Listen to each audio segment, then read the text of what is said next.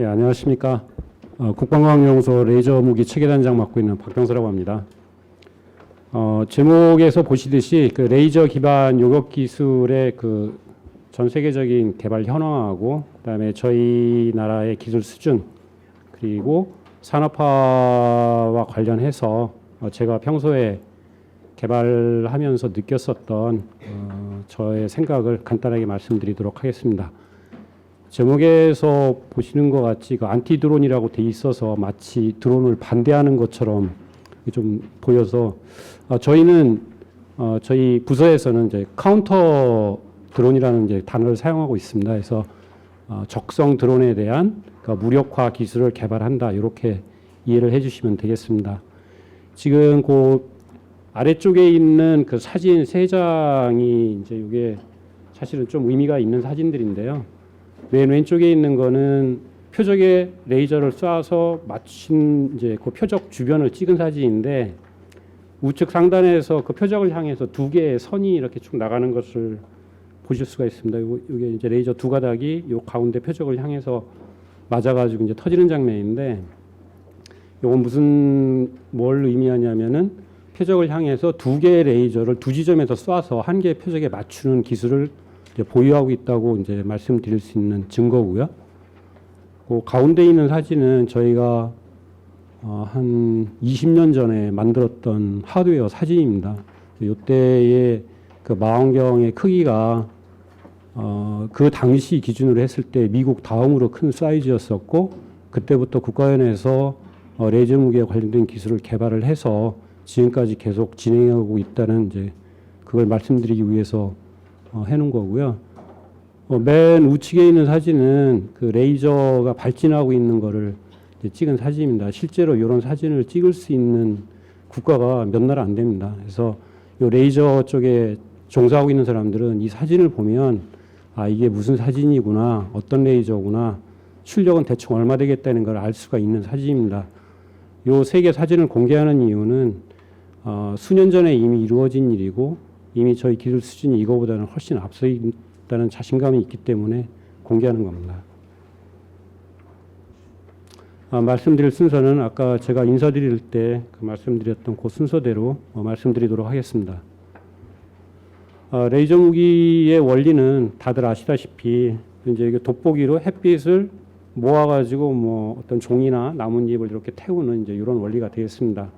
그러면은 요게 만약에 나뭇잎이 표적이라고 그러면 이걸 빨리 태우는 게 표적을 무력화시킨다라고 이제 생각을 하면 요 이제 햇빛을 이용할 경우에는 돋보기를 크게 해서 햇빛 양을 많이 한 군데다 모으면 되겠죠. 근데 실제로 레이저 무기에서는 요 돋보기의 크기를 이렇게 크게 할 수가 없으니까 정해진 크기 내에서 해결을 해야 되니까 레이저 출력을 올려야 되고 그다음에 이 햇빛을 가지고 할 때는 손 떨면 여기에서 한 지점에 조사되지 않고 계속 흔들리니까 좀 늦게 타겠죠. 그러니까 안 흔들리게 하는 거. 그다음에 요걸 왔다 갔다 하면은 여기 모아지는 그 초점의 그 크기가 변하죠. 그러니까 요 크기가 초점을 딱 맞춰가지고 가장 작게 만드는 기술. 이제 요 기술들이 모아져야 이제 전체 레이저 무기의 기능을 발휘한다고 할 수 있겠습니다. 그래서 실제로 우리가 어떤 자료를 볼 때 레이저 출력만 계속 보고 있는데 실제로 레이저 출력을 크게 하고 이게 손을 막 떠는 거하고 출력은 낮지만 정확하게 흔들리지 않게 하는 거하고 같은 효과라는 겁니다. 그래서 실제로 이 두 개가 그 믹스된 그 파라미터는 어느 나라도 발표하고 있지 않습니다. 요거는 이제 하드키를 할 때 레이저가 무슨 뭐 대단한 기능을 수행하는 건 아니고 광선으로 에너지를 날라서 표적에 맞춰서 표적을 가열해 가지고 그 내부에 어떤 변화를 일으켜서 무력화시킨다는 것을 말씀드리는 겁니다. 그래서 기존의 그 요격 기술하고의 차이점은 다들 짐작하시다시피 그 기존의 어떤 물체를 날려가지고 하는 경우에는 탄도라는 걸 이제 고려할 수밖에 없고 그 탄도는 뭐 바람이라든가 아니면은 뭐 바닷가냐 산이냐에 따라서 좀 달라지고 이제 그래서 사실은 명중률이 이게 추산하기가 그게 만만치가 않습니다. 그렇지만 레이저 같은 경우에는 일단 직진하니까 표적이 보이기만 하면 어쨌든 표적까지 계속 직선으로 날아가니까 처음에 조준만 잘하면 그 다음에는 뭐 이렇게 쉽게 표적을 쫓아갈 수 있는 그런 장점이 있겠습니다. 그리고 레이저로 표적을 요격을 했을 때 아까 말씀드린 대로 정해진 출력과 어떤 정해진 거리에서 어느 정도의 어떤 파라메타로 표적을 갖다가 무력화시킬 수 있냐 하는 수치는 이 표적에 맞았을 때 그 단위 면적당 레이저 출력이 얼마냐 이거에 의해서 결정이 됩니다. 그래서 무기급으로 가려고 하면 이 값이 어느 값 이상을 넘어가야 됩니다. 참고적으로 지금 이제 감이 없으시니까 말씀드리면은 그 철공소에 있는 그 철판 자르는 가스토치 요거의 값이 실제로 철판 자를 때는 요 가까이 요쯤이 가장 온도, 약간 TV에서 한 1cm쯤 떨어진 데가 가장 온도가 높은데 여기에서 측정했을 때 요거의 값이 0.5쯤 됩니다. 사용하시는 그 일반 다림이 그거 기준으로 했을 때는 요 값이 0.01쯤 됩니다. 그러면은 실제로 무기로 간다고 하면 만약에 탄이 날라오는데 뭐 어쨌든 여기에다가 이런 토치를 가해서 이걸 계속 히팅을 한다고 하면 뭐 조금 있으면 터지겠죠. 그러니까 이런 기준으로 해서 이제 판단을 하시면 됩니다. 참고적으로 레이건 대통령 때 그 스타워즈 계획에서 상정했던 탄도탄 요격 기준으로 했을 때의 요 값은 0.6이었습니다.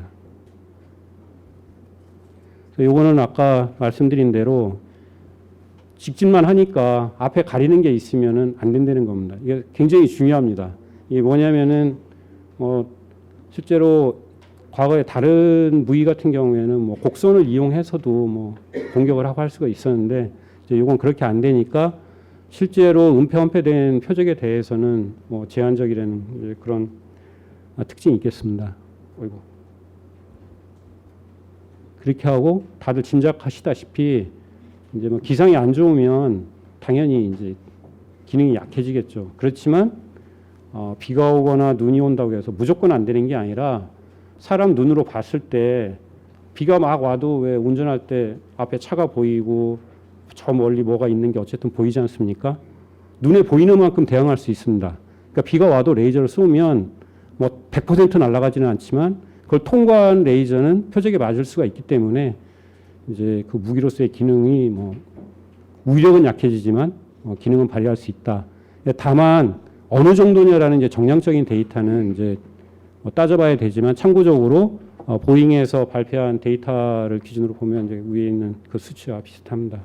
그리고 그 아래쪽에 있는 거는 제가 이제 일반적으로는 잘 안 알려진 현상인데 저희 레이저 하는 사람들 입장에서는 굉장히 좀 심각하게 고민하고 있는 겁니다. 뭐냐면은 출력이 세다 보니까 레이저가 날아가면서 그 경로에 있는 공기를 이렇게 히팅하게 됩니다. 그러면은 굴절률이 바뀌어서 우리들이 일반적으로 알고 있는 레이저는 직진한다라는 걸 약간 벗어나게 됩니다. 그러니까 빛이 굴절률이 달라지니까 이렇게 휘어지게 됩니다. 그러면은 내가 원래 조준했던 포인트에 안 맞고 딴 데에 맞겠죠. 그래서 그 양이 어느 정도 되냐면 10km를 쏜다고 그러면은 센치 정도 벗어날 수 있는 그런 이제 오차를 보이게 됩니다. 그래서 실제로 이 효과를 없애버리려면은 뭐 어떻게 해야 되는지 이제 뭐 여러 가지 테크닉이 있는데 레이저 출력이 올라가면 올라갈수록 이 현상이 심해져서 실제로 개발을 할 때 이제 어떤 ROC 뭐 이런 걸 설정할 때 이런 거에 대해서 좀 고민을 해야 되는 그런 특징이 있습니다.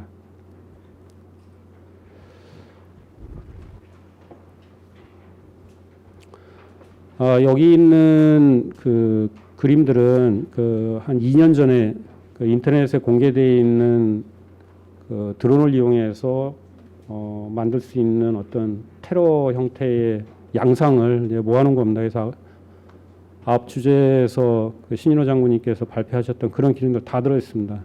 근데 제가 볼 때 여기서 일반인들이 여기 뭐 총이나 뭐 이런 폭약 이런 거는 실제로는 맘 먹고 하자면은 뭐 할 수 있겠지만 쉽지 않습니다. 그렇지만 이제 저는 요게 아마 좀 그러니까 상대적으로 기술적으로도 쉽고 만약에 이런 게 뭐 주거 지역이나 아니면은 아까 말씀하셨던 뭐 석유 비축 단지라든가 이런 데 저런 게 한번 떨어지면은 이게 뭐 보통 일이 아니죠. 그래서 요런 거를 어떻게 빨리 탐지하고 이거를 어떻게 무력화를 시킬 거냐, 이제 요게 이제 문제가 되는 거죠. 그리고 아까 의원님들도 말씀하시고 뭐 여러분들이 말씀을 하셨지만 요게 이제 사우디 유전에 떨어졌던 것과 동일한 그 모델의 무인기를 이제 미국 정보 쪽에서 이제 이렇게 공개하는 잡지가 있습니다. 이제 물론 뭐 100%는 아니지만 이 크기가 백령도에 떨어졌던 무인기 크기하고 유사합니다. 그리고 보시면 형태도 대체로 유사합니다.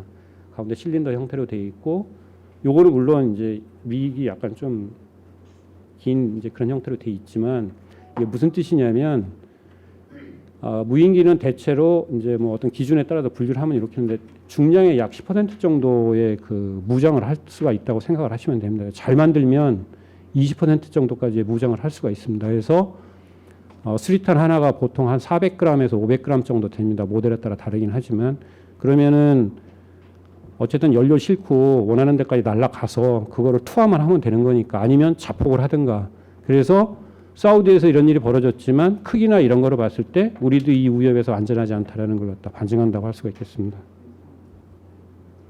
그래서 뭐 예를 들면 여기 있는 요 세 장의 사진은 국내에 있는 원자력 발전소 단지를 이제 구글에서 캡처한 겁니다. 그리고 여기 위에 있는 그 녹색 서클은 반경 2km 서클인데, 그러니까 2km 바깥에 정도 보면은 일반인들이 그냥 쉽게 접근할 수 있는 지역들입니다. 그래서 바로 앞페이지에서 보셨던 그런 형태의 어떤 테러를 가하겠다고 마음만 먹으면 언제든지 할 수 있다는 겁니다.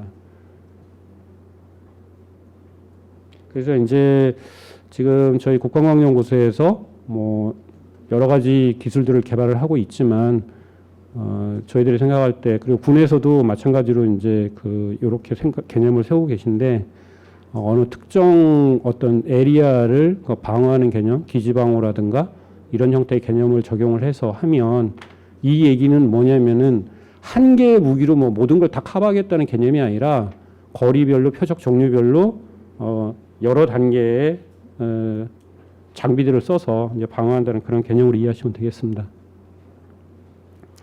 요거는 외국에서 레이저 무기에 관련해서 이제까지 발표되어 있는 그 여러 가지 이제 무기는 아니고 무기를 개발하기 위한 그 프로토타입이라고 생각을 하시면 되겠습니다. 그래서 종합적으로 말씀드리면은 현재까지 전력화 시킨 나라는 없다, 이렇게 보시면 됩니다.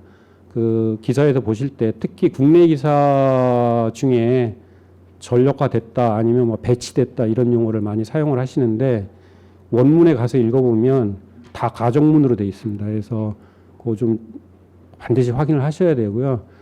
기술 수준으로 볼 때는 미국의 요 시스템은 그 로키드 마틴에서 그 하드웨어를 제작을 했는데, 저 시스템을 제외하고는 다 고만고만한 수준에 있습니다. 참고적으로 좀 뒤에서 말씀드리겠지만 저희 나라 수준도 여기하고 크게 차이 나지 않습니다. 미국 이외의 국가에서도 뭐 여러 가지 발표했는데, 이제 중국에서 이제 작년에 이런 어떤 모바일 형태의 시제를 이제 발표한 바는 있습니다만, 이게 정말로 그러니까 야전에 깔렸는지는 확인되고 있지 않습니다. 좀 전에 말씀드린 대로 현재 ADD 기술 수준은 이런 정도의 수준에 있습니다. 뭐냐면은 요거는 저희가 3년 전에 그 실험한 사진을 지금 편집해서 고정익 무인기를 약 수킬로미터 바깥에서 레이저를 쏴서 격추시키는 그 동영상을 이제 순차적으로 편집해서 보여드린 겁니다. 요거 크기는 백령도에 떨어졌던 무인기 크기하고 유사한 크기로 보시면 되겠습니다. 그래서 이제 여기 요런 걸 이용해서 레이저를 맞춰서 이제 떨어졌던 장면 찍은 거고요. 그래서 이 실험은 대체로 저희 내부적으로는 한 4년 전, 5년 전에 시작을 했고, 이런 탐지 수단까지 연동해서 실제로 격추하는 실험까지는 3년 전에 성공을 했습니다. 그래서 그 이후에 계속 발전을 시켜서 신문 기사에서 보셨겠지만 금년도에 체계 개발이 착수가 됐습니다. 여기에 관련되는 기술은 뭐 여러 가지가 있지만 당연히 아까 말씀드린 대로 레이저를 세게 그다음에 표적을 정확하게 흔들리지 않고 쏴주는 두 개의 기술이 이제 큰 기술군이 되겠습니다. 그래서 거기에 관련되는 그 단위 소요 기술들은 여기에 적혀 있는 대로 보시면 되겠습니다. 전체적으로 우리나라 그 기술 수준이 그 설계를 하거나 아니면 부품이 있다고 했을 때 어떤 기능을 구현하는 거는 지금 충분히 가능한 수준에 있습니다. 그래서 지금 시스템 관점의 기능을 구현하는 그런 쪽에 새로운 도전을 하는 거는 제가 볼 때는 그거는 낭비라고 생각을 합니다. 그거보다는 거기에 소요되는 어떤 특정 부품 그런 것들을 부품이 굉장히 여러 가지가 있으니까 그거를 국산화하는 쪽에 좀 노력을 집중을 하면 이제 그 업무 범위나 개발 범위가 그렇게 크지도 않고 그다음에 많은 인력이 들어가는 것도 아니기 때문에 실제로 전체적으로 산업화 내지는 하여튼 경제성이 있는 쪽으로 연결하는 데 도움이 되지 않을까 저는 그렇게 생각을 합니다. 특히 국방 관점에서 보면 제일 우려되는 게 레이저 연구하는 분들이 중국제 제품을 많이 사용하고 있습니다. 무기로 가려고 하면은 그 불안한 상태, 품질이 일정하지 않고 그다음에 그 공급선이 미래가 보장되지 않는 공급선을 가지고 하는 거는 굉장히 좀 문제가 있기 때문에 부품에 대한 그 부담이 저희 국가연 개발자들 입장에서 적지 않은 상태입니다. 그래서 이 레이저 같은 경우에는 민수 쪽에도 그 사용처가 많이 있으니까 이런 쪽으로 이제 산업체 쪽에서 좀 해주셨으면 하는 이제 그런 생각을 좀 가지고 있습니다. 네, 결론입니다. 아까 말씀드린 대로 이미 종합적으로 봤을 때 저희 ADD에서는 그 레이저 기반으로 한 레이저 안티 드론 기술은 실용화가 이미 가능하고 아까 신문 기사에서도 말씀드렸지만 체계 개발에 이미 착수를 했기 때문에 좀만 기다리시면은 군에서 큰 결심을 해주셔서 감사드리는데 세계 최초로 저희 나라가 전력화 시키는 나라가 될 겁니다. 그래서 좀만 기다려 주시면 좋겠고요.